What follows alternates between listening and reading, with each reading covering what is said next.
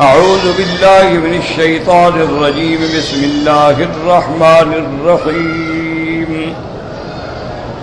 ومن يضلل الله فما له من ولي من بعده وترى الظالمين لما رأوا العذاب يقولون هل إلى مرد من سبيل وتراهم يعرضون عليها خاشعين من الذل ينظرون من طرف خفي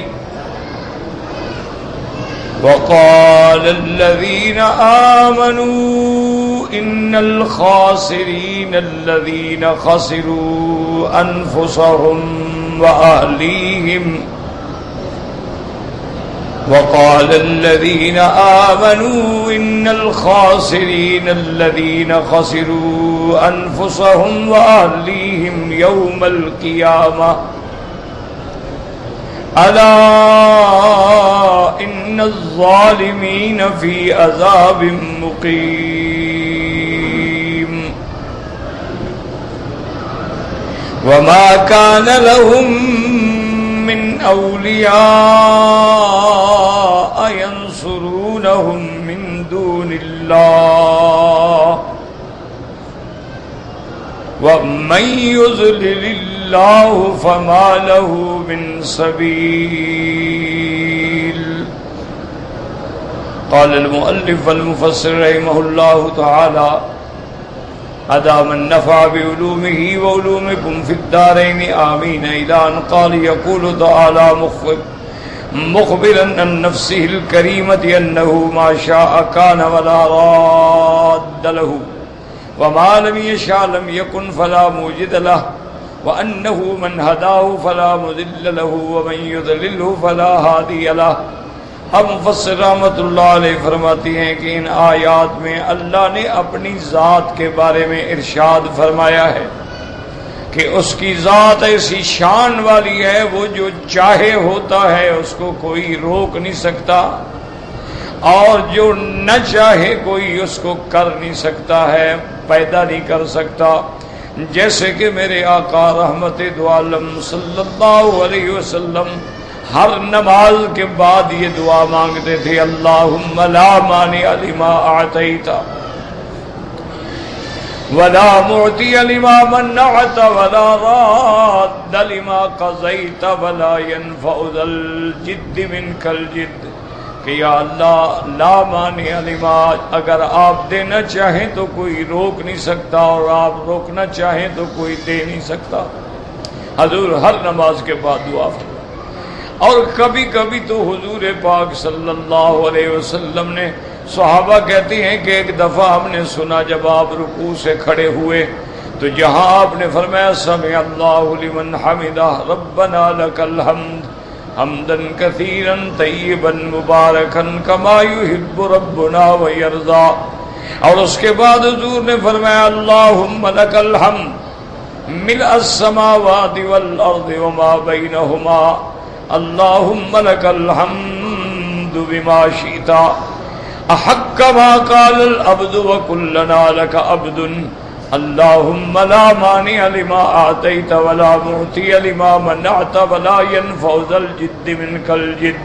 یعنی نفل نماز ہو تو پھر آدمی جتنا اللہ کی تسبیحات زیادہ کرے اتنا فائدہ ہوتا ہے، کیونکہ فرائض جو ہے نا وہ جماعت ہوتی ہے اور لاکھوں بندے ہوتے ہیں، اس میں تو پھر رعایت کرنی ہوتی ہے نا کہ نماز تخفیف سے پڑھائی جائے تاکہ کسی پہ بھار نہ گزرے، کسی کو تکلیف نہ ہو. کوئی بیمار ہے، کوئی معذور ہے، کسی کا بچہ رو رہا ہے، کسی کا بچہ چیخ رہا ہے تو امام کو رعایت کرنی پڑتی. اس لیے حکم ہے کہ من اما منکم فلیخفف، جو امام بنے وہ تخفیف سے نماز پڑھائے تاکہ کسی کو تکلیف نہ ہو. لیکن جب آدمی خود علیحدہ کھڑا ہے، تہجد ہے، اشراق ہے، ضحیٰ ہے، نفل پڑھ رہا ہے، اس کی مرضی ہے جتنا مرضی ہے لمبا کرے. ضروری تو نہیں ہے کہ سبحان رب الاعلیٰ 3 دفعہ کہے، 21 دفعہ کہے، 1000 دفعہ کہے، یہ تو نفل نماز. تو اس لیے حضور ہمیشہ یہ دعا فرماتے تھے کہ اللہم لا مانع لما اعطیت، اسی طرح اور روایات میں آتا ہے کہ ما شاء اللہ یکن وما لم یشاء لم یکن لا حول ولا قوت الا باللہ العلی العظیم. پہلے بڑے بڑے جو بزرگ گزرے ہیں نا، وہ لوگ جب تنگ کرتے تھے وہ یہی لکھ کے دیتے تھے، کہتے ہیں طویل لکھ دو، یہ لکھ دو، تو یہی لکھے ما شاء اللہ یکن وما لم یشاء لم یکن لا حول ولا قوت الا باللہ العلی العظیم. کیونکہ وہ تمام جو ہے نا شرکیہ اور شرک کی کلام والے، وہ تو بالاتفاق حرام ہیں، اس کو تو آدمی کو دور بھاگنا چاہیے، ان کے بعض کلمات شرک تک چلے جاتے ہیں. اسی طرح کہتے ہیں حضرت مرزا بدہر جان جانا رحمت اللہ علیہ، ان کو لوگ آگے تنگ کرتے، حضرت توحید دیں فلاں حضرت لکھ دیتے. تو ایک دن کسی کو خیال آیا کہ یار دیکھیں تو صحیح کیا لکھتے ہیں، کام تو ہو جاتا ہے. تو اس نے دیکھا تو لکھا تھا کہ ہر شکند او کند بندہ عاجز شکند. اس میں لکھا تھا مولا جو کچھ کرتے ہیں آپ کرتے ہیں، ہم کیا کر سکتے ہیں. بس یہ تویز تھا. لکھا ہر چکند او کند بندہ عاجز چکند. اسی طرح واقعہ آتا ہے کہ ایک بزرگ کی خدمت میں ایک آدمی آیا کہ حضرت طویل، نے کہا خدا کے بندے میں طویل شریف نہیں لکھتا ہوں، بس قرآن شریف بتا دیا، آیت بتا دی، کوئی دعا بتا دی. اس نے جب تنگ کر لیا نا تو حضرت نے لکھ دیا. وہ گیا، اللہ کی قدرت ہے، اس کا کام بھی ہو گیا. اب اس کو بھی پھر شبہ ہو گیا کہ یار کام ہو گیا، طویل تو دیکھیں نا آگے ہم سیکھ جائیں گے، ہم بھی لوگوں کو دیا کریں گے. تو اس نے کھول کے دیکھا تو لکھا تھا کہ یا اللہ میں کچھ جانتا نہیں اور تیرا بندہ مانتا نہیں، آگے تیری مرضی ہے. یا اللہ مجھے تو طویل لکھنا آتا نہیں، یہ تیرا بندہ ہے، یہ مانتا نہیں. میں کہتا ہوں بھائی میں نہیں لکھنا جانے کا، نہیں لکھے تو یا اللہ میں تو کچھ جانتا نہیں اور تیرا بندہ مانتا نہیں، آگے تیری مرضی، تم جانو، تمہارا کام جانے، جو چاہے گا اللہ وہی ہوگا. یاد رکھو یہ تو صرف اسباب ہیں، ورنہ اصل ذات تو اسی کی. اس لیے فرماتے ہیں کہ میری شان یہ ہے میں جو چاہوں کوئی روک نہیں سکتا اور مجھے روکوں تو کوئی دے نہیں سکتا، اور جس کو میں ہدایت دوں اس کو کوئی گمراہ نہیں کر سکتا، اور جس کو میں گمراہ کروں اس کو کوئی ہدایت نہیں دے سکتا. اللہ تبارک و تعالی ہدایت دینے پہ آتے ہیں تو دیکھ لیا آپ نے سرکار دو عالم کے ارد گرد کوئی حبش سے آ رہا ہے، کوئی فارس سے آ رہا ہے، کوئی روم سے آ رہا ہے، ساری دنیا سے کھچ کے لوگ آ رہے ہیں. لیکن مکے والے جو ہیں، قریب جو ہیں، قبیلے والے جو ہیں، قریش جو ہیں، سب محروم ہیں الا من ہداہ اللہ. جیسے اللہ فرماتے ہیں وَمَن يُضْلِلْ فَلَن تَجِدَ لَهُ وَلِيًّا مُرْشِدًا، جس کو اللہ گمراہ کرے کوئی نہیں مددگار راستہ دکھانے والا. ثم قال عز وجل مخبرا عن الظالمین وهم المشركون باللہ. اب اس کے بعد اللہ خبر دیتے ہیں ظالموں کے بارے میں. ظالموں سے مراد کون ہے؟ یعنی مشرک. یاد رکھو کہ مشرک کو ظالم بھی کہا جاتا ہے. کیا معنی؟ اصل میں ظلم کا معنی یہ ہے کہ وضع الشیء فی غیر محلہ. اب دیکھو نا، اس کا مقام ہے کہ آپ آنکھوں پہ لگائیں، اب کوئی جوتے میں رکھ لے تو یہ ظلم ہے کہ جو چیز جس کام کے لیے بنی تھی اس میں استعمال نہ کرنا، یہ ہے ظلم. تو اللہ نے ہمیں اپنی عبادت کے لیے بنایا تھا، ہم نے جب غیروں کو سجدہ کیا تو ظالم بن گئے. اسی لیے قرآن ظالمین بھی کہتا ہے، مشرکین بھی کہتا ہے، کافرین بھی کہتا ہے، فاسقین بھی کہتا ہے، مجرمین بھی کہتا ہے. کیوں؟ انہوں نے گناہ بھی کیا، حد بھی توڑی اور جرم بھی کیا ہے اور ظلم بھی کیا ہے کہ اللہ تبارک و تعالیٰ نے یہ پیشانی بنائی تھی کہ اس کے آگے جھکے. جب یہ غیر کے آگے جھکی تو وضع الشیء فی غیر محلہ، یہ ظلم ہو گیا. ہمیشہ یاد رکھیں. اس لیے قرآن کہتا ہے ظالمین. مراد کون ہے؟ مشرک. اللہ نے فرمایا وَتَرَى الظَّالِمِينَ لَمَّا رَأَوُا الْعَذَابَ. آپ جب دیکھیں گے ان مشرکوں کو، جب یہ عذاب کو اپنی آنکھوں سے دیکھیں گے قیامت والے دن، یاد رکھو یہ سب قیامت میں ہوگا، لیکن اللہ جانتے ہیں کہ اس وقت کیا ہوگا، کیسے ہوگا، اس لیے پہلے بتا دیا. ورنہ یہ سارے واقعات قیامت میں پیش آئیں گے، لیکن قیامت کے احوال چونکہ اللہ کے سامنے ہیں، اس لیے اللہ نے بتا دیا کہ میرا مدنی اب جو اکڑ رہے ہیں نا، ان کا دیکھنا پھر قیامت میں کیا حال ہوگا. وَتَرَى الظَّالِمِينَ لَمَّا رَأَوُا الْعَذَابَ، اور آپ دیکھیں گے مشرکون کو جب وہ عذاب کو دیکھیں گے تو یقولون هل إِلَى مَرَدٍ من سبیل، لما رأوا العذاب، کب یعنی یوم القیامت، تمنوا الرجعۃ الی الدنیا، اب تمنا کریں گے کہ کاش ہمیں ایک دفعہ پھر دنیا میں بھیجا جائے، ہمیں ایک دفعہ موقع مل جائے کہ ہم دنیا میں جائیں، اگر ہم دنیا میں جائیں گے تو اب پکے مومن بن کے رہیں گے، پکے پیغمبروں کے غلام بن کے رہیں گے، کبھی شرک نہیں کریں گے، تو وہ واپسی مانگیں گے۔ یقولون هل الی مرد، کہیں گے کہ کوئی واپس لوٹنے کا بھی رستہ ہے، کما قال جل وعلا، جیسے اللہ نے دوسری جگہ فرمایا وَلَوْ تَرَىٰ إِذْ وُقِفُوا عَلَى النَّارِ، اے مخاطب جب دیکھے گا تو جب ان کو جہنم کی آگ پہ کھڑا کیا جائے گا، فَقَالُوا يَا لَيْتَنَا نُرَدُّ وَلَا نُكَذِّبَ بِآيَاتِ رَبِّنَا وَنَكُونَ مِنَ الْمُؤْمِنِينَ، اس وقت چیخیں گے کہ ہائے کاش، یا لیتنا نرد، ہمیں لوٹایا جائے دنیا میں، ولا نکذب بآیات ربنا، اب اگر ہمیں دنیا میں بھیجا جائے ہم کبھی اللہ کی آیات کی تکذیب نہیں کریں گے، ہم ہوں گے ایمان لانے والے۔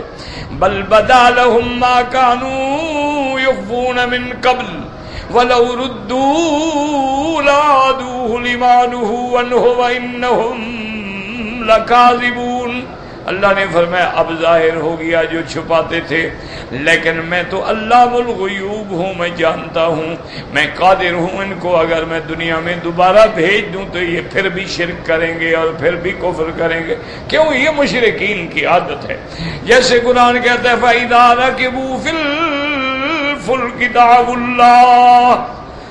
اللَّهَ مُخْلِصِينَ لَهُ الدِّينَ فَلَمَّا نَجَّاهُمْ إِلَى الْبَرِّ إِذَا هُمْ بِرَبِّهِمْ يُشْرِكُونَ، اللہ فرماتی ہیں جب یہ کافر کشتیوں میں سوار ہوتے ہیں اور کشتیاں ڈوبنے لگتی ہیں تو پھر خالص مجھے پکارتے ہیں کہ یا اللہ ہماری مدد کر، ہمیں نجات عطا فرما دے۔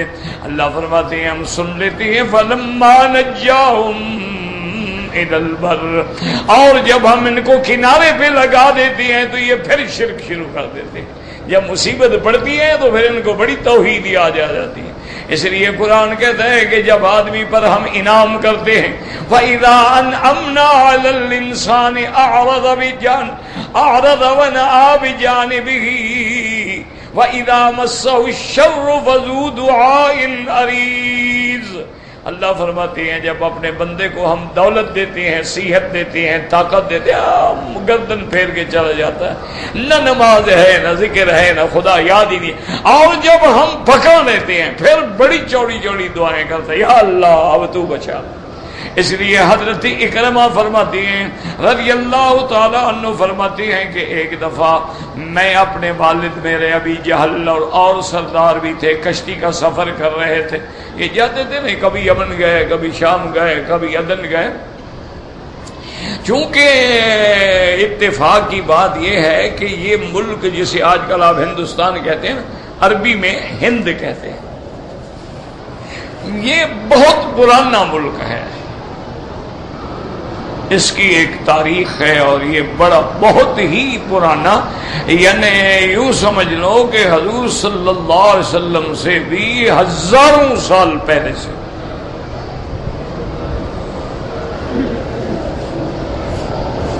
اور اللہ کی شان دیکھیں کہ یہ ہند جو ہے نا،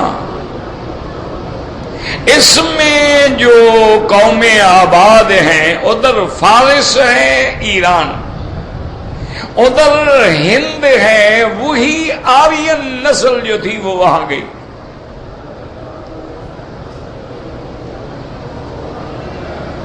تو یہ اسی لیے بعض روایات میں یہ بھی آتا ہے کہ حضرت آدم علیہ السلام کو جب اللہ نے اتارا ہے تو سرام دیپ سری لنکا میں ایک جگہ ہے جہاں اترے ہیں، وہ بھی ہند ہے۔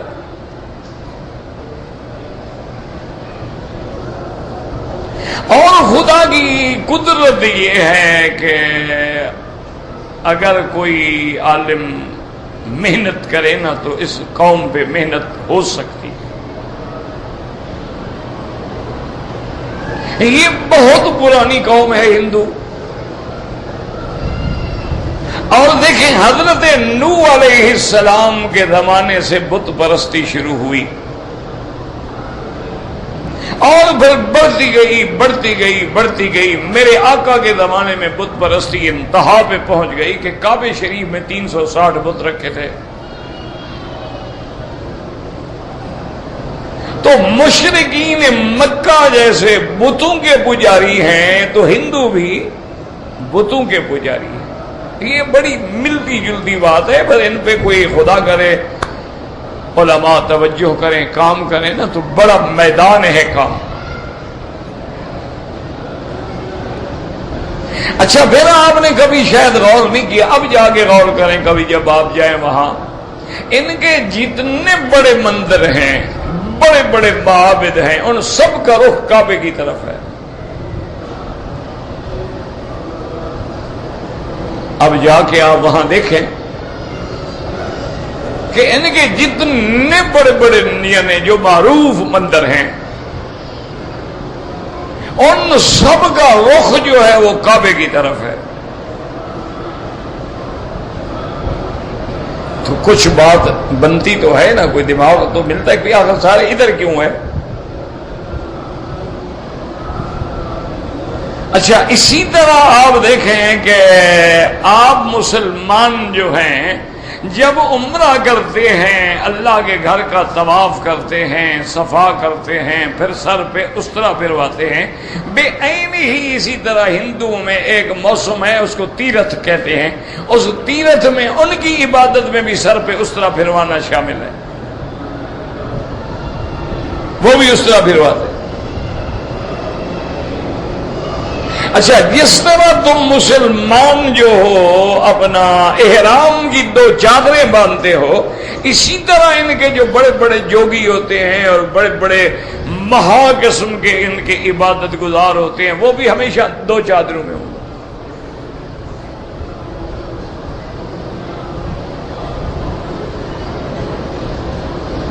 یعنی بہت ساری چیزیں جو ہیں، میں نے پہلے بھی شاید بتایا تھا کہ ایک دفعہ میں حیدرآباد میں گیا، حیدرآباد دکن، تو وہاں ایک بہت بڑی تاریخی مسجد ہے جس کا نام مکہ مسجد ہے، بڑی عظیم الشان مسجد ہے، اس زمانے کے نظام بادشاہ نے بنوائی تھی،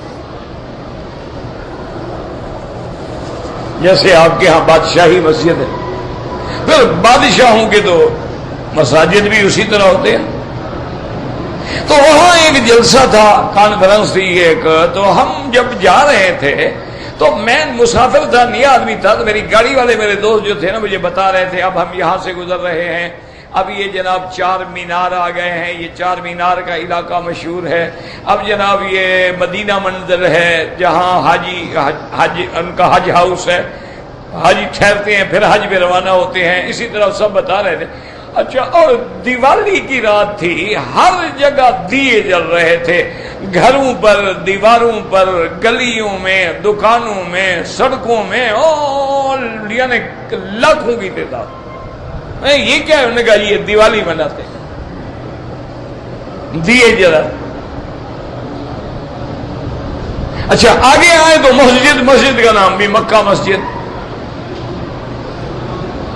تو معن اللہ نے میرے دماغ میں خیال ڈالا، تو میں نے تقریر میں بتایا، میں نے کہا بھی اصل بات یہ ہے کہ اللہ اس بادشاہ پہ رحمتیں فرمائے جس نے اس شہر کو بنایا ہے، اس نے اپنا عقیدہ تمہیں بتلایا ہے کہ بھئی 4 مینار بنا کے اشارہ کیا کہ ہم خلفائے راشدین ابو بکر، عمر، عثمان و علی کے ماننے والے ہیں،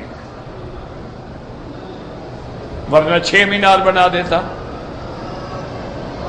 3 بنا دیتا، 5 بنا دیتا تو پنجتن بن جاتا، لیکن اس نے 4 جو آخر بنائے ہیں۔ میں نے کہا یہ اشارہ ہے، اور پھر مکہ منزل ہے، مسجد ہے، مدینہ منزل ہے، تو اس نے یہ بھی بتلا دیا کہ ہمارا مرکز اسلام جو ہے وہ مکہ مدینہ ہے۔ اس نے اپنی قوم کو، اپنے اس علاقے کو، اس صوبے کو، اس ریاست کے مسلمانوں کو بتلایا ہے کہ ہمارا یہ عقیدہ ہے۔ اور میں نے کہا یہ دیوالی میں نے دیکھی ہے، اگر روشنی مقصود ہو تو آج کل آپ نے یہ نہیں دیکھا سرچ لائٹ، ایک 4 لائٹیں لگی ہیں پورا حرم روشن ہو گیا۔ اگر ان کو روشنی کرنی ہو تو یہ تو سرچ لائٹ لگا دیں۔ یہ چھوٹے چھوٹے دیے پھر ان میں گھی ڈال رہے ہیں، کبھی تیل ڈال رہے ہیں، پھر کپڑے کی اور کپاس کی ان کے اندر بتیاں بنا رہے ہیں، پھر ان کو جلا رہے ہیں۔ یہ آخر کیا بات ہے؟ میں نے کہا اس کی وجہ یہ ہے کہ ان کو بھی نور کی تلاش ہے، یہ نور ڈھونڈ رہے ہیں بیچارے،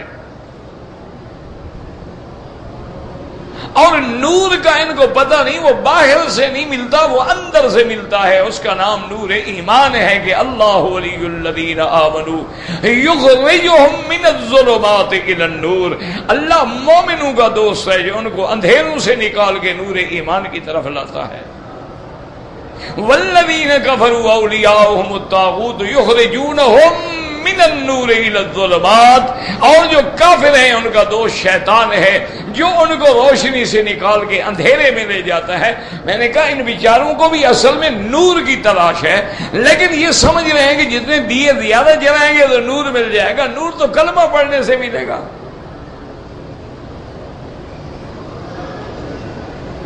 تو اس قوم پر اگر کوئی محنت کرے، اب دیکھیں سر مڈاتے ہیں، ہر عبادت خانے کا رخ جو ہے مندر کا کعبے کی طرف ہے۔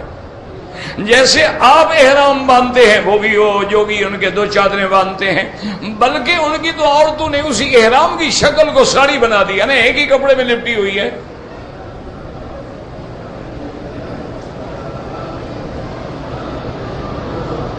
اسی طرح یاد رکھیں، یعنی اور ان کی جو بڑی کتابیں ہیں نا جی، بڑی بڑی کتابیں ہیں، یہ رامائن ہے یا مہا بھارت ہے، یہ تو خیر انسان، ان کے جو وید ہیں نا وہ کہتے ہیں یہ اللہ کا کلام ہے۔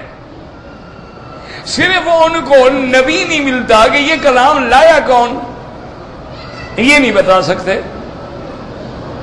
کہتے ہیں کہ یہ وید جو ہے تو اللہ کی کتاب، اللہ کا کلام ہے۔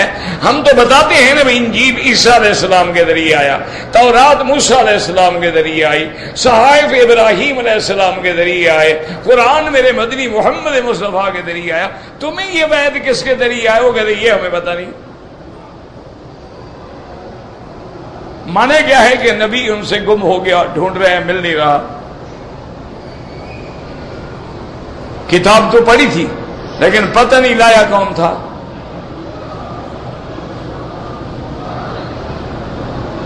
اسی طرح جب آپ ان کے ویدوں میں دیکھیں نا، اس میں ان کے سنسکرت میں ایکم دعا نسیتم، کیا مانا کہ لا الہ الا اللہ، خدا ایک ہے، اس کا کوئی شریک نہیں، یہ ان کا کلام ہے۔ یہ آپ نے دیکھا نا وہ شیام اور رام اور رامائن، یہ سارے نام کیوں رکھتے ہیں؟ شام آپ کا شام ہے، ان کا شیام ہو گیا۔ آپ نے رحمان کہہ دیا، انہوں نے رام کہہ دیا۔ تو ضرورت اس بات کی ہے کہ علماء تعصب سے بلند ہو کر، اگر ہم لوگوں کو اسی طرح لڑاتے رہے کہ ٹانگیں کتنی کھلی کرنی ہیں اور ہاتھ کہاں باندھنے ہیں، پھر ہندو تو مسلمان نہیں ہوتے، ہم ضرور باہر نکل جائیں گے۔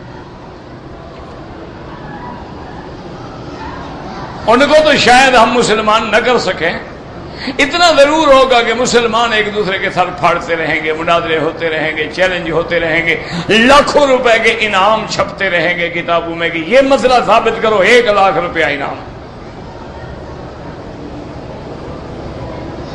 انا للہ و انا الیہ راجعون۔ ضرورت ہے اس بات کی، آپ یقین کریں، میرے واجب الاحترام تھے، اپنا حمید اللہ پروفیسر جو تھے، پیرس میں رہے، بوڑھے آدمی تھے، روزانہ 2 4 5 10 15 20 لوگ اسلام قبول کرتے۔ کیا ہے کہ جو آدمی آتا تھا دلائل سے بات کرتے، کبھی جھگڑا نہیں کیا، کبھی کبھی مناظرہ نہیں کیا، کبھی کسی کو کافر نہیں کہا، ہر زبان کا ترجمہ قرآن شریف رکھا ہوتا تھا۔ کوئی بندہ آتا معلومات کرتا، اس کو خود بھی سمجھاتے اور اس کے بعد کہتے کہ بیٹا یہ کتاب ہے یہ لے جاؤ، لیکن شرط یہ ہے کہ غسل کر کے پاک ہو کے بالکل الگ تھلگ بیٹھ کے اس کو پڑھو اور اس کو سوچو، اس پہ غور کرو، کچھ سمجھ آ جائے تو آگے پوچھ لینا، نہ سمجھ آئے نشان لگا لینا۔ اور جس کو قرآن دیا ایک ہفتہ نہیں گزرا کہ وہ آیا کہا مجھے کلمہ پڑھا دو۔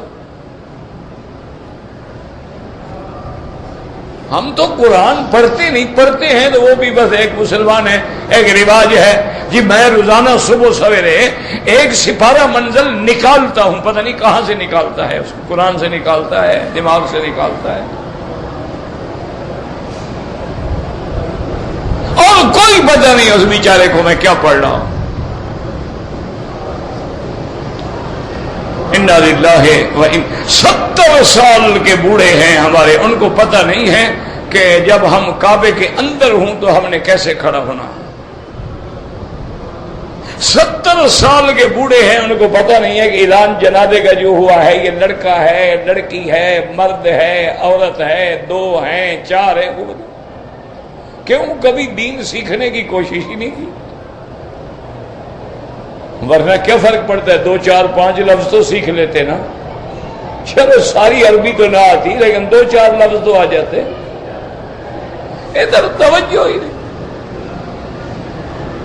اچھا جس آدمی کو جو عادت ہو گئی ہے 1 سال تقریر سناؤ وہ اسی جگہ کھڑا ہے، 2 نفل بیٹھ کے پڑھنی ہے بیٹھ کے ہی پڑھے گا، کیا ہے عادت ہے۔ حالانکہ صحیح حدیث ہے کہ اجر القائد نصف اجر القائم، بیٹھ کے پڑھنے سے آدھا ثواب ملتا ہے، اور اگر طاقت ہو تو بعض علماء فرماتے ہیں قیام نماز میں فرض ہے، اسی لیے علماء فرماتے ہیں ہوائی جہاز ہے، ٹرین ہے، گاڑی ہے، اگر کھڑے ہونے کا امکان ہے تو کھڑے ہو کے نماز پڑھو، ہاں امکان نہیں ہے کہ گر جاؤں گا تو بیٹھ جاؤ۔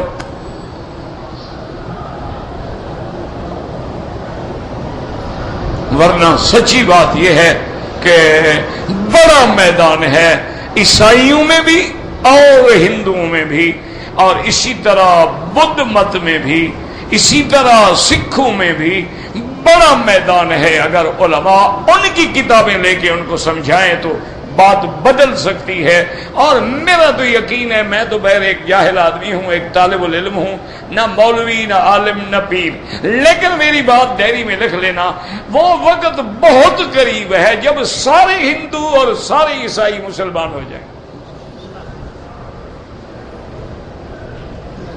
یہ بات میری کہیں ڈائری میں لکھ کے رکھ لینا، انسان ہے، آیا آج آیا نہ آیا، موت آئی حیات کیا پتہ کب مر جائیں گے، لیکن ایک وقت آئے گا جب تمہیں یاد آئے، چونکہ اس امت پہ اب 1430 سال گزر چکے ہیں، اب لازمی بات ہے کہ اللہ اور امت لائیں۔ ہم نے جو تیر مارنے تھے نا ہم نے مار لیے، اب امت تبدیل ہو، اور پورے دین کو جو اللہ نے غالب کرنا ہے، تمام کائنات پہ دین محمد مصطفیٰ کو غالب کرنا ہے، یعنی آپ حیران ہوں گے، میں تو کل ان کی کتابیں پڑھ رہا تھا، ان کی کتابوں میں کوئی 51 جگہ پہ میرے مدنی پاک کا نام لکھا ہے، حضرت محمد مصطفیٰ۔ وہ ہندو تھا، لالا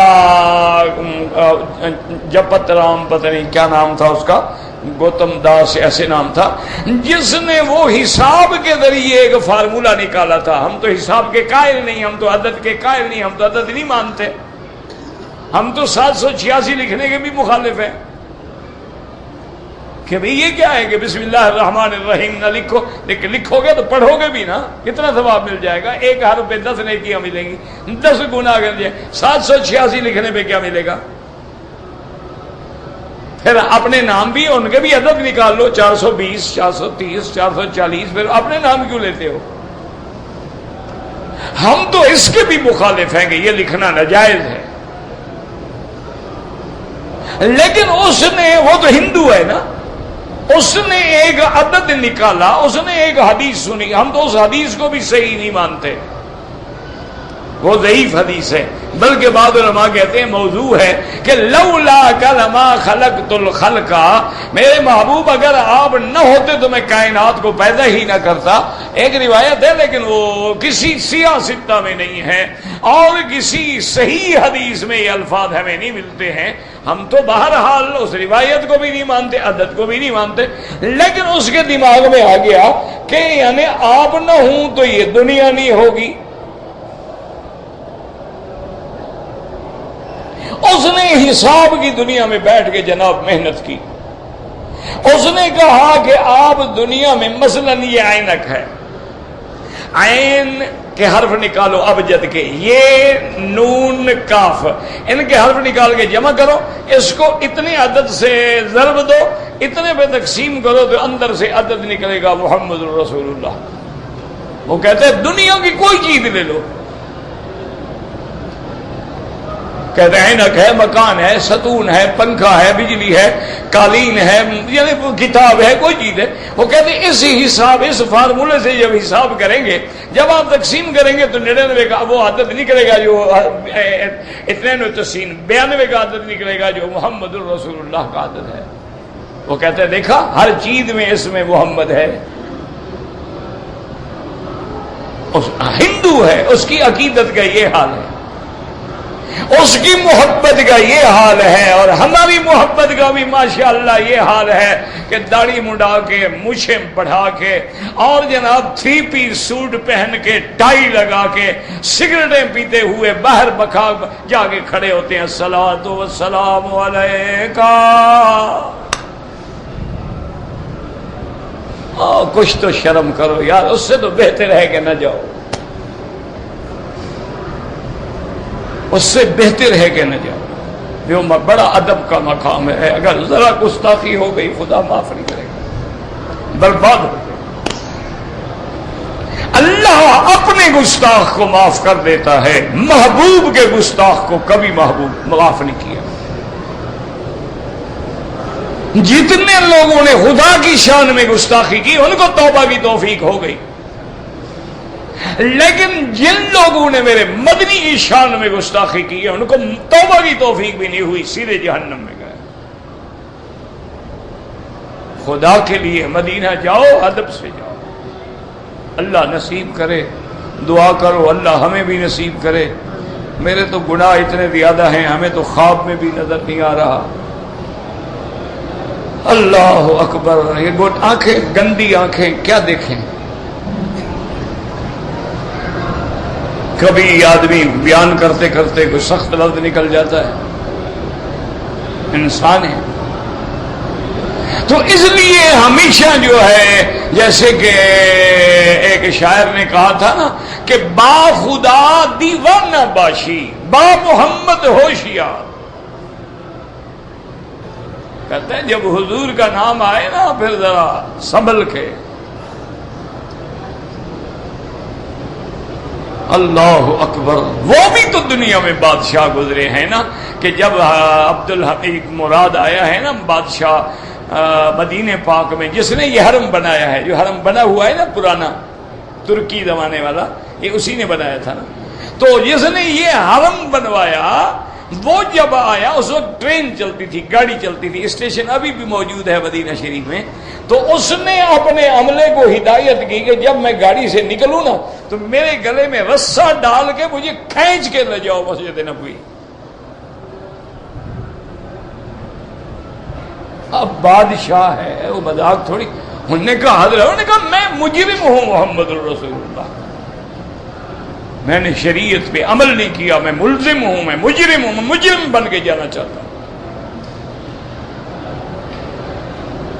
یہ بھی تو تھا، اسی لیے جن کو آپ بڑا بڑا نجدی وہابی کہتے ہو نا، شیخ محمد ابن عبد الوہاب رحمہ اللہ تعالی، ان کی اولاد امام احمد ابن حنبل رحمۃ اللہ علیہ کی اولاد، اسی طرح یہاں کے بڑے بڑے قاضی القضات اور مفتی اعظم اور بڑے بڑے جو علماء ہیں، انہوں نے لکھا ہے کہ ایسے جاؤ خاشعن خاضعن کأنک یری النبی صلی اللہ علیہ وسلم، جب سلام پڑھنے جاؤ ایسے ادب سے، عاجزی سے، تواضع سے جاؤ گویا کہ تم حضور کو اپنی آنکھوں سے دیکھ رہے ہو۔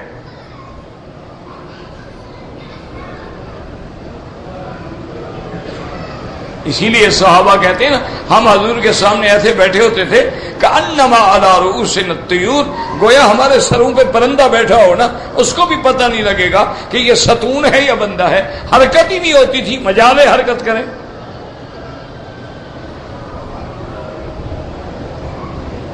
ادب، اور یاد رکھو جب تک ادب نہیں آئے گا دین نہیں آئے گا، جب تک ادب نہیں آئے گا محبت مصطفیٰ نہیں آئے گی، جب تک ادب نہیں آئے گا قرآن سمجھ نہیں آئے گا، جب تک ادب نہیں آئے گا حدیث سمجھ نہیں آئے گی۔ دعویٰ کرنا حدیث شریف میں، حدیث شریف میں، حدیث ایسے نہیں سمجھ آتی۔ بے عشق محمد جو محدث ہیں جہاں میں آتا ہے بخار، ان کو بخاری نہیں آتی، ان کو بخار تو آ سکتا ہے، بخاری شریف نہیں، بخاری تو عاشق رسول کو آئے گی نا، جس کے دل میں عشق ہے محمد کا صلی اللہ علیہ وسلم۔ جنون دیکھو نا صحابہ کا کتنا عشق ہے، وہ کہتے ہیں حضور پاک کے 13 بال مبارک یہاں سفید ہوئے تھے، یعنی ایک ایک بال بھی گنا ہوا ہے۔ حضور پاک نے قسم کھا لی نا 1 مہینے کے لیے میں بیویوں کے پاس نہیں آؤں گا، تو سب سے پہلے جب حضور بی بی عائشہ کے گھر میں آئے تو سب سے پہلی بات جو بی بی عائشہ نے کہا یا رسول اللہ آج تو 29واں دن ہے، آپ نے تو مہینے کی قسم کھائی تھی۔ کیا مطلب؟ معنی یہ ہے کہ سب سے پہلے اللہ کے نبی کی قسم کا خیال ہے کہ قسم غلط نہ ہو جائے، نبی کی قسم ہے۔ اور دوسرا یہ بھی اشارہ کر دیا کہ محبوب میں تو فراق میں دن بھی گن رہی ہوں، آج تو 29واں دن ہے۔ حضور نے فرمایا عائشہ تجھے پتہ نہیں کبھی مہینہ 29 کا ہوتا ہے کبھی 30 کا ہوتا ہے، یہ مہینہ ہی 29 کا ہے، میری قسم ٹھیک ہے۔ اللہ اکبر، یہ ہے نا ادب کہ اتنا پیار ہے، اتنی محبت ہے، حضور کے لیے تڑپ ہے۔ عائشہ رو لیکن شریعت مقدم ہے کہ یا رسول اللہ مہینہ تو پورا نہیں ہوا، 29 دن ہے۔ حضور نے فرمایا اللہ کی بندی مہینہ کبھی 29 کا بھی ہوتا ہے، اور حدیث میں آتا ہے کہ حضور نے باقاعدہ یوں سمجھایا، شوف زی 30 ہو گئے نا، پھر زی 29 ہوتے ہیں، حضور نے گن کے بھی سمجھایا۔ اللہ اکبر، دعا کرو اللہ ہم سب کو حضور کی محبت بھی دے اور حضور کا ادب بھی دے، اور سرکار دو عالم کی سیرت اور صورت پہ چلنے کی توفیق بھی دے۔ دعا کرو جتنے میرے بھائی میرے عزیز عمرے پہ آئے ہیں، جب یہ واپس اپنے ملکوں میں جائیں تو ان کے چہرے پہ نور ایمان ہو اور نور سنت محمد مصطفیٰ، ورنہ جیسے آئے ویسے چلے گئے، بدھو گھر کو لوٹ آئے تو کیا ہو گیا؟ مگر عمرے کا کیا فائدہ ہے کہ نہ تم بدلے، وہ کہتے ہیں نا زمین بدلی زماں بدلا، مکین بدلی مکان بدلا، نہ تو بدلا نہ میں بدلا، تو پھر بدلا تو کیا بدلا؟ تو کچھ بھی نہیں ہے، باقی تمہاری مرضی ہے بھائی، ہم تو ادنا سے سپاہی ہیں، چیختے رہتے ہیں، لیکن یہ بات میری لکھ لینا کہ وہ دن بالکل قریب ہے کہ لِيُظْهِرَهُ عَلَى الدِّينِ كُلِّهِ وَكَفَى بِاللَّهِ شَهِيدًا۔ اللہ نے فرمایا میرا مدنی آپ کے دین کو سب پہ غالب کر دوں گا، اور میں اس بات کا گواہ ہوں اور میری گواہی کافی ہے۔ وہ وقت آ رہا ہے جب پورے عالم پہ صرف ایک پرچم لہرائے گا، محمد الرسول اللہ۔ یہ کافر ایسے نہیں لڑ رہے میرے بھائی، تم تو ماشاءاللہ شام کو پیپسی کا 1.5 لیٹر کی بوتل پی کے سو جاؤ گے نا، تمہیں کیا فکر ہے؟ یہ ایسے نہیں لڑ رہے، ان کو تو پتہ ہے کہ ہم تو اتنے نکمے ہیں کہ یہ قمیض کا بٹن بھی نہیں بنا سکتے ہیں، کپڑا بھی نہیں بنا سکتے ہیں، مشین بھی نہیں بنا سکتے ہیں، ہم تو کھانے کا پیزا اٹالین پراٹھا بھی نہیں بنا سکتے ہیں، ہم تو کنگ برگر بھی نہیں بنا سکتے ہیں، ہم تو پین کیک کے ناشتے بھی نہیں بنا سکتے ہیں، ہم تو جناب یہ مچھلیاں اور یہ سینڈوچ جو ہیں اور یہ جو بڑے بڑے گمبریاں ہیں، ان کو شراب اور وائن کے تڑکے لگا کر ہم مسلمانوں کو نہیں کھلا سکتے ہیں۔ ہم تو اتنے نالائق ہیں، پانی ان کا پیتے ہیں، روٹی ان کی کھاتے ہیں، گندم ان سے منگواتے ہیں، اسلحہ ان سے لیتے ہیں، پیسے ان سے لیتے ہیں، خیرات ان سے لیتے ہیں، ہم لڑیں گے؟ مٹی لڑو گے یار؟ لیکن وہ کیوں لڑے؟ ان کو تو پتہ ہے کہ مسلمان بیکار ہے، کچھ بھی نہیں، یہ قوم تو مر گئی، ختم ہو گئی، ان کی تو کوئی حیثیت ہی نہیں ہے۔ یہ تو ہندو کے آگے بھی لمبے بڑھ جاتے ہیں۔ کوئی تاریخ ہے کہ 90,000 آدمی مسلمان مسلح اور ٹرینڈ اور قیدی بن جائے؟ کوئی تاریخ ہے انسانیت میں ایسی مثال ہے؟ حضرت آدم سے لے کر اس وقت تک ہمارا حال، وہ لڑ اس لیے رہے، انہوں نے کتابیں پڑھی ہوئی ہیں، ان کو پتہ ہے کہ وہ وقت قریب آ گیا جب اسلام غالب ہوگا۔ وہ کہتے ہیں چلو غالب ہونے سے پہلے جتنا رگڑا ہے کر سکتے وہ تو کرو، آنا تو انہوں نے اوپر ہے۔ ان کو پتہ ہے، انہوں نے تاریخ پڑھی ہے، ان کو جناب انتظار ہے، ان تو کتابیں لکھ پڑی ہیں، ان کو مانتے ہیں یہ ساری باتیں۔ یہ تو ہم ہیں نا کہ قرآن شریف ہے، جب بندہ مر جائے گا نا لے آئیں گے مولوی صاحب کو، ماشاءاللہ اوپر سے گھما دے گا، اندر ہے نہیں، اوپر سے قرآن فائدہ دے رہا ہے۔ اللہ کے بندے نا ایمان سے کہو، اگر تمہیں ڈاکٹر کیپسول لکھ دے کہ بھئی تمہارے اندر انفیکشن ہے، یہ کیپسول ہیں 3 دفعہ تم نے لینے ہیں، تم ان کیپسولوں کو اپنے اوپر یوں گھما گھما کے جیب میں ڈال لو، فائدہ ہو جائے گا؟ اس کا فائدہ نہیں ہوتا تو اس کا فائدہ کیسے ہو جائے گا جناب؟ اچھا کیپسول تو وقت پہ کھا لو، لیکن اس نے کہا تھا خبردار گوشت نہیں کھانا، ٹھنڈا پانی نہیں پینا، اچار نہیں کھانا۔ آپ ادھر سے گولی بھی کھا لیں اور ادھر سے 1.5 کلو بھنا ہوا گوشت بھی کھا لیں، قرآن بھی پڑھ لیں، داڑیاں بھی منڈوا لیں، قرآن بھی پڑھ لیں، جھوٹ بھی بول لیں، قرآن بھی پڑھ لیں، زنا بھی کر لیں، قرآن بھی پڑھ لیں، شام کو ڈش پہ بھی بیٹھ جائیں، قرآن بھی پڑھ لیں، کعبے میں کھڑے ہو کے لوگوں کے فوٹو بھی بنائیں، مٹی کا فائدہ ہوگا یار؟ بہرحال ہم تو چیختے چیختے مر جائیں گے، باقی تمہاری مرضی ہے، تم نے نہ پہلے مانا ہے نہ اب مانو گے، لیکن ہمارا ثواب کہیں نہیں گیا انشاءاللہ۔ اس لیے اللہ فرماتے وَلَوْ تَرَىٰ إِذْ وُقِفُوا عَلَى النَّارِ فَقَالُوا يَا لَيْتَنَا نُرَدُّ وَلَا نُكَذِّبَ بِآيَاتِ رَبِّنَا وَنَكُونَ مِنَ الْمُؤْمِنِينَ بَلْ بَدَا لَهُم مَّا كَانُوا يُخْفُونَ مِن قَبْلُ وَلَوْ رُدُّوا لَعَادُوا لِمَا نُهُوا عَنْهُ وَإِنَّهُمْ لَكَاذِبُونَ۔ حضرت اکرمہ فرماتی ہیں ہم کشتی میں بیٹھے ہیں، کشتی ڈوبنے لگی تو سارے لات عزا منات حبل سب کو پکارتے رہے۔ اب جب طوفان نے گھیرا ڈالا، یقین ہو گیا کہ کشتی ڈوب جائے گی، اب سب کہنے لگے کہ یا رب محمد، محمد مصطفیٰ کا خدا ہمیں بچا۔ اکرمہ فرماتی ہیں دخل الاسلام فی قلبی، اسلام میرے دل میں داخل ہو گیا، لیکن یہ میری بدقسمتی ہے کہ میں نے مسلمان ہونے میں وقت ضائع کیا، فتح مکہ پہ مسلمان ہوا، ورنہ میرے دل میں آ گیا تھا کہ جب ڈوبتے ہو تو پھر محمد مصطفیٰ کا خدا بچاتا ہے، اور جب کنارے پہ آ جاتے ہو تو پھر جناب تمہارے اپنے خدا کام آتے ہیں۔ اچھا لیکن ایک بات یاد رکھنا، میری باتیں تمہیں کڑوی تو لگیں گی، پر اصولی بات ہے جب اندر صفرا ہو تو کڑوا تو لگتا ہے، اس لیے مجھے کبھی تکلیف نہیں ہوتی۔ بڑے لوگ مجھے گالیاں بھی دیتے ہیں، مجھے کچھ نہیں، مجھے ہم گالیاں دیتے ہیں، وہاں میرے لاکھوں مہربان ہیں، میرے لیے دعائیں بھی کرتے ہیں۔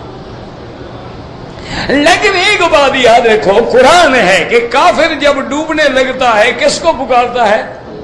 ہاں جی دیکھو، مکے میں بیٹھے ہو، کعبہ شریف سامنے، سیدھی بات کرو، کافر قرآن میں ہے، یہ مولوی مکی کا مسئلہ نہیں، قرآن کہہ رہا ہے کہ جب مشرکین کافر کشتی میں ڈوبنے لگتے ہیں کس کو پکارتے ہیں؟ اللہ۔ اور ہمارے جب ڈوبنے لگتے ہیں یہ کس کو پکارتے ہیں؟ پیر بہاول حق بیڑا دھک۔ ایمان سے کہو، یہ ان سے بڑے ہیں یا چھوٹے ہیں؟ پھر یہ فیصلہ گھر میں کرنا۔ یہ کیا کہتے ہیں؟ بگرداب بلا افتاد کشتی، مدد کن یا معین الدین چشتی۔ یہ کہتے ہیں اب کشتی ہماری گرداب میں آئے، معین الدین مدد کر۔ یہ اس وقت بھی خدا کو نہیں پکارتے جب ابو جہل پکارتا تھا۔ اب یہ خود فیصلہ کرو یہ کون سی بلا ہے؟ اس لیے حضرت شاہ ولی اللہ نے ایک خیال لکھا ہے، وہ کہتے ہیں اللہ تو قادر ہے نا، اگر اللہ آج حضور کے صحابہ کو دوبارہ قبروں سے کھڑا کر دے اور وہ ہم لوگوں کو دیکھے، وہ کہیں گے یار یہ مسلمان تو نہیں، پتہ نہیں کون ہے۔ اگر وہ ہمارا حال دیکھیں کہ ہم نے ایک کعبے کے بجائے ہزاروں مزارات بنائی ہیں، اللہ کا طواف ایک گھر پہ ہوتا ہے اور پیروں کا طواف ہزاروں مقام پہ ہوتا ہے۔ اللہ نے فرمایا حج کی بکری حرم میں ذبح کرو، ہم نے ہر مزار پہ اٹا گھٹا چڑھایا۔ اللہ کا حکم ہے صرف کعبے پہ غلاف ڈالو، ہم نے ہر مزار پہ غلاف ڈالا۔ اللہ کا حکم ہے کہ ملتزم پہ کھڑے ہو کے پکڑ کے اللہ سے دعا مانگو، ہم نے ہر پیر کی مزار پہ کھڑے ہو کے اس کے دروازوں کو پکڑ کے باقاعدہ دعائیں کی ہیں، چادریں چڑھائی ہیں، سونے کے دروازے لگائے ہیں، عرق گلاب سے باقاعدہ غسل دیتے ہیں، اور وہ غسل ہاتھوں کو لگا کے پھر چہرے کو لگا لیتے ہیں۔ اب فیصلہ تم کرنا بھائی، مولوی مکی کیا فیصلہ کرے؟ تم فیصلہ کرنا کہ ہمارا حال کیا ہے۔ ہم پہلی برادری سے کوئی اور آگے تو نہیں نکل گئے۔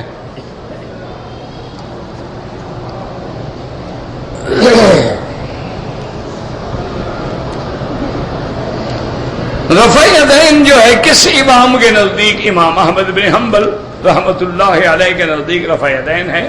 اہل حدیث علماء بھی کرتے ہیں، ہمیں تو کوئی جھگڑا نہیں، جھگڑا تو وہ کرتے ہیں بلا وجہ۔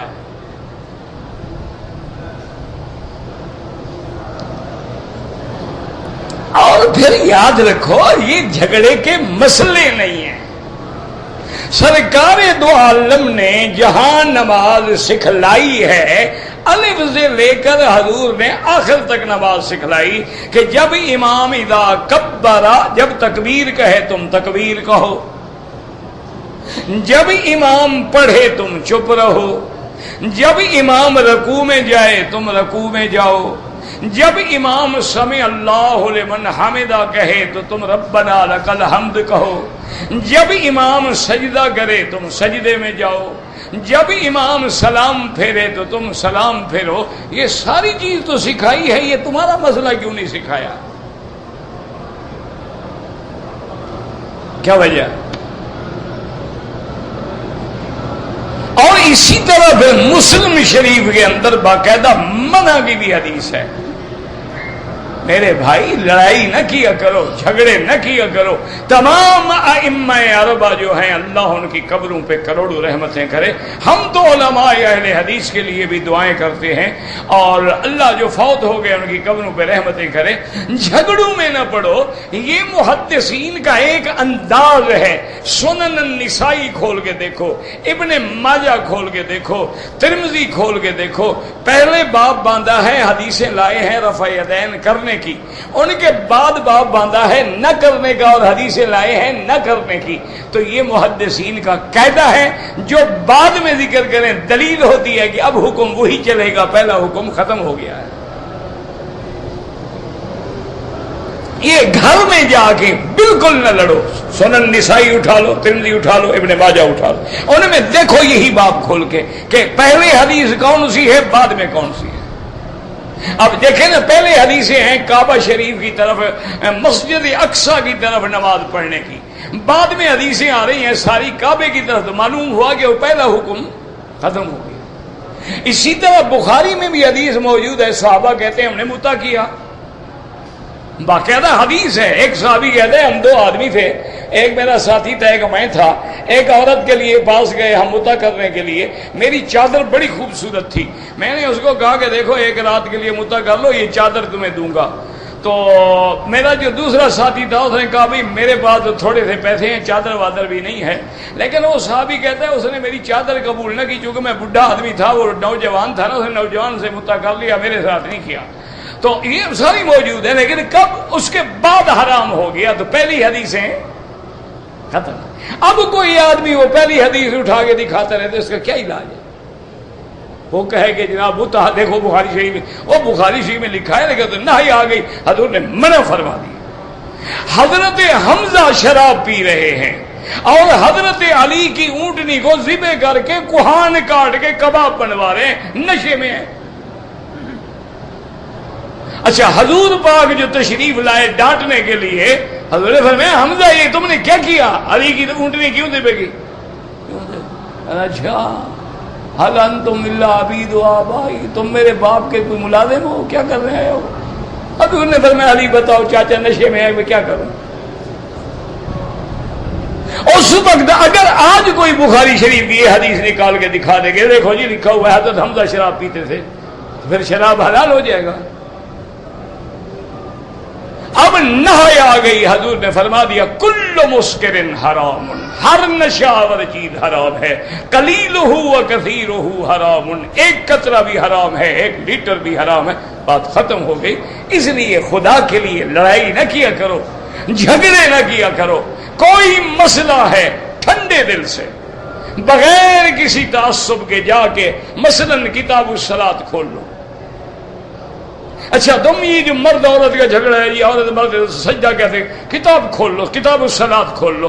اچھا اب اس میں آپ کے پاس سنن ترمذی ہے، نسائی ہے، ابن ماجہ ہے، سنن ابی داؤد ہے، مصنف عبد الرزاق ہے، مصنف ابن ابی شیبہ ہے، اسی طرح مسند امام احمد ہے۔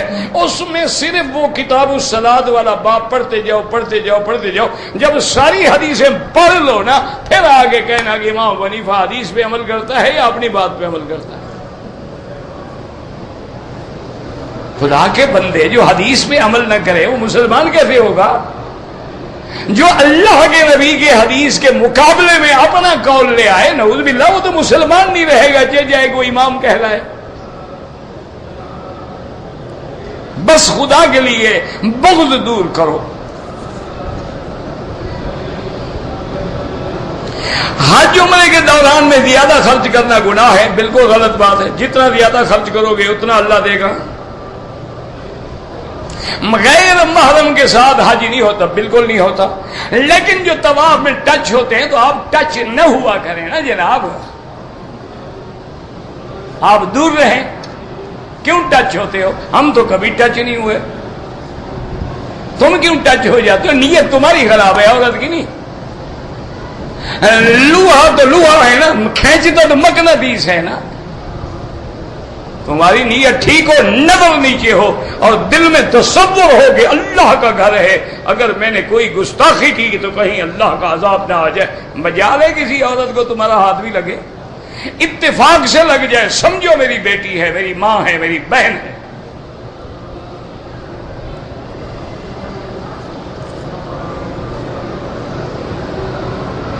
بعض لوگ جو ہے اچھے ہوٹلوں میں ٹھہرتے ہیں، یہ کوئی منع نہیں ہے، اللہ نعمت دے ظاہر کرو، اما بنعمت ربک فحدث۔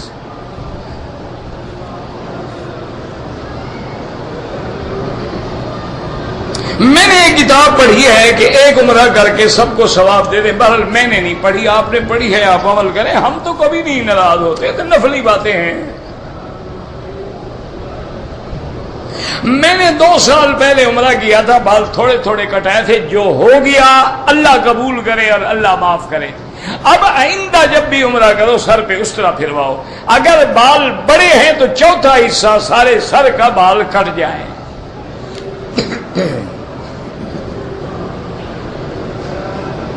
میں مدینہ شریف عمرے کا زیارت کے لیے گیا تھا، واپسی پہ عمرہ بھول گیا، تو اب جا کے عمرہ کر لو، ورنہ ایک بکری دم دینی پڑے گی، پھر انشاءاللہ کبھی نہیں بھولو گے۔ عمرہ بھول گیا بیچارہ، کیا کرنے گئے تھے مدینہ شریف؟ عورتیں جو مردوں میں گھس کے حجر اسود کو بوسہ دیتی ہیں بالکل حرام ہے، دور سے اشارہ کریں۔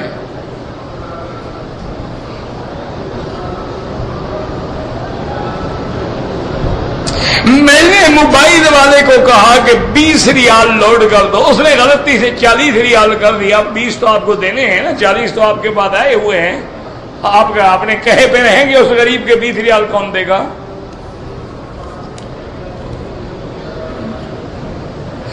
دیکھو بھائی، داڑھی منڈے کی نماز بھی ہوتی ہے، سب ہوتا ہے، لیکن ایسے لوگوں کو امام نہ بنایا کرو۔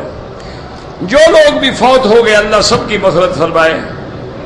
عالم دین ایک ہو، عالم دین، اچھا دعا کرو اللہ ایک کر دے۔ ہاں، فرض نماز کے بعد سنتیں اور نفل گھر میں پڑھو تو افضل ہے، لیکن گھر میں جا کے کون پڑھے گا؟ انشاءاللہ خراٹے مار کے سو جاؤ گے، راستے سے 2 کلو روٹی لو گے، کھا کے پھر نفلیں پڑھو گے۔ اچھا ہے پڑھ کے جاؤ، یہ بھی جائیں گی، افضل ڈھونڈتے رہو گے، اصل بھی چلی جائے گی۔ تصوف کی اصطلاح ہے، تصوف والوں سے پوچھو، میں کوئی صوفی ہوں، مجھے تو خود نہیں آتا تصوف، تو بتاؤں کیا؟ جو لوگ اس علم کو جانتے ہیں ان سے رجوع کرو۔ رکن یمانی پر پتھر حجر اسود، ہاں بالکل استلام سنت ہے۔ جو لوگ ہمارے رشتہ دار فوت ہو گئے بالکل ان کے لیے عمرہ کرو، طواف کرو، دعائیں مانگو۔ جب نماز جہری ہے تو آمین بالجہر ہے، یہ ضروری ہوتا کہ جب سری ہو تو تمہیں پتہ ہی نہیں کہ اسے کب پڑھا غیر المغضوب علیہم ولا الضالین۔ آمین دعا ہے، اور دعا میں مطلقاً یہ حکم ہے کہ آہستہ ہو، ادعوا ربکم تضرعا وخفیۃ۔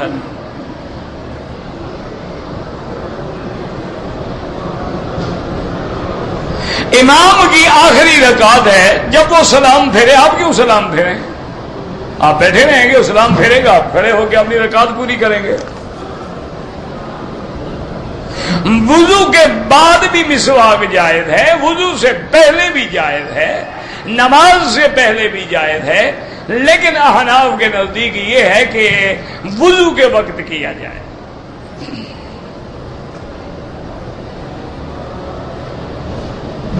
اگر کاروبار کے لیے آپ آئے ہیں، عمرہ نہیں کیا، پھر کوئی جرمانہ نہیں۔ میں نے عمرہ کیا، صفا مروہ نہیں کیا اور سر مڑوا دیا، ایک بکری دم پڑ گئی۔ آپ حدیث میں پڑھ لیں گے ابن مسعود رکوع کیسے کرتے تھے، آپ کو آتا ہے تو کر کے دکھا دو، سب سیکھ جائیں گے۔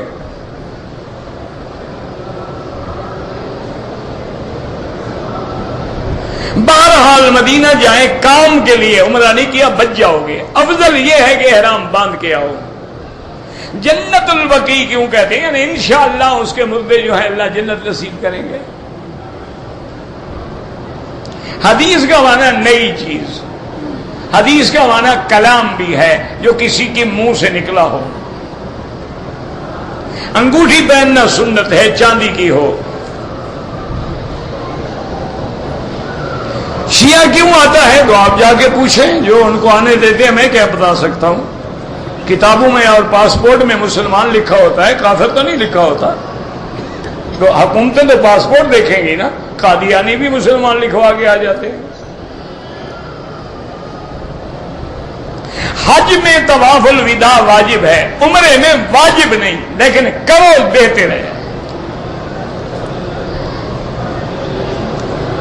ایسا عذاب جو ہمیشہ رہنے والا ہے، عذاب واصب، عذاب دائم، یہ قرآن پاک کے مختلف الفاظ مبارک ہیں۔ اللہ سے دعا کریں اللہ ہمیں عذاب سے بچائے، اللہ عالم اسلام کو عذاب سے بچا، یا اللہ پورے عالم اسلام کی حفاظت فرما، یا اللہ مسلمان جس ملک میں ہیں ان کی جان مال آبرو عزت کی حفاظت فرما، یا الہ العالمین یا ارحم الراحمین اس بلد الامین کو قیامت تک ہر فتنے سے محفوظ فرما. یا اللہ پاکستان سے عذاب رفع فرما. یا اللہ پاکستان سے عذاب رفع فرما. یا اللہ وہاں خون ریزی اور قتل بند فرما. یا اللہ مسلمانوں کا خون بہ رہا ہے رحم فرما. یا اللہ لا تمنع عنا بذنوبنا فضلک. اللہم انا خلق من خلقک. اللہم لا تہلکنا بذنوبنا. اللہم لا تعذبنا بذنوبنا. اللہم اشفنا واشف مرضانا وارحم موتانا واستجب دعانا ولا تخيب رجاءنا. اللهم يسر امورنا.